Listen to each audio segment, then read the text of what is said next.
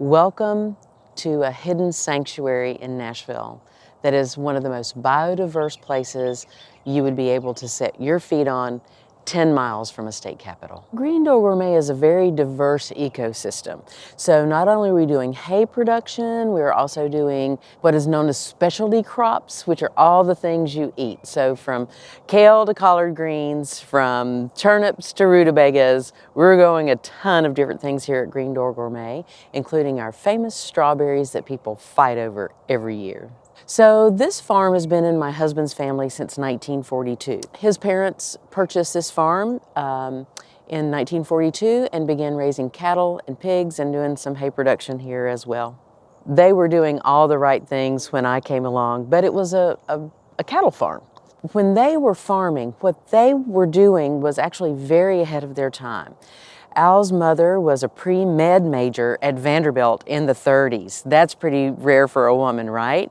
So she really understood all the micronutrients and the trace minerals in the soil. So everything they were doing was to grow the biodiversity in the hay and the grazing areas of the farm so that the cattle were also getting those micronutrients, and the meat was amazing, and then also having the ruminants on the land helped keep that cycle of nature going. So what we wanted to do is figure out a way to keep that healthy rhizosphere right underneath the soil with what we're doing with vegetables, even though we weren't going to have animals and ruminants on the farm. So that's what we've been doing, is little by little figuring out this regenerative agriculture process for sustainability and also just scale of economy. If Mother Nature is able to recycle and regenerate herself, what a better thing instead of us buying in inputs here, there, and yon to create what nature can do herself.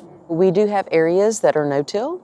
We have areas that are low-till. If we have to till, we're going to come back in with a cover crop. We intentionally plant. We plant trap crops so we don't have to turn things as many times if we have an issue in the field.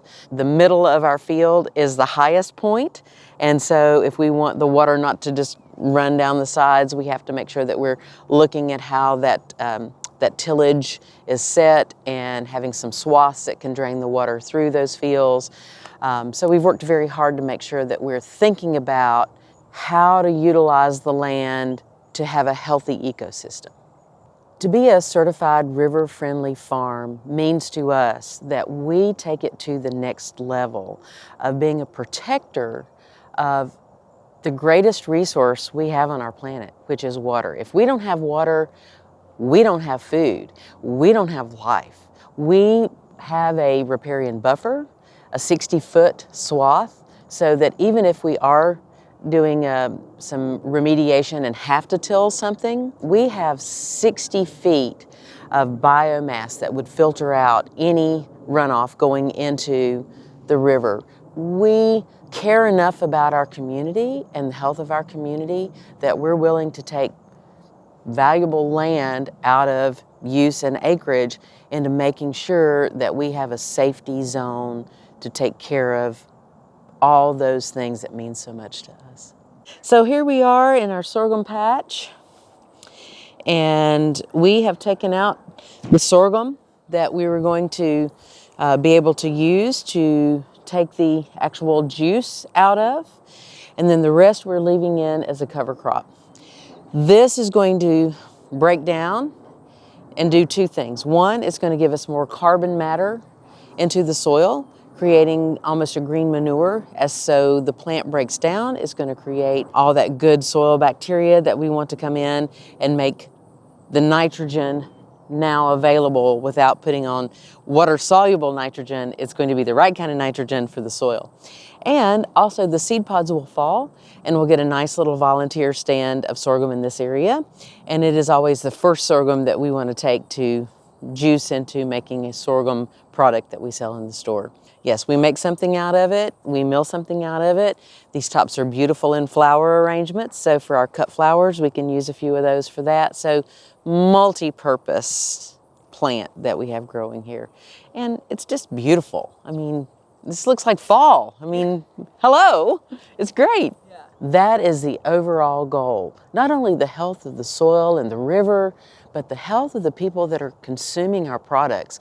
When they come in, I hope they can feel a difference in their health by having all these trace minerals that we work so hard to have the plant be able to uptake.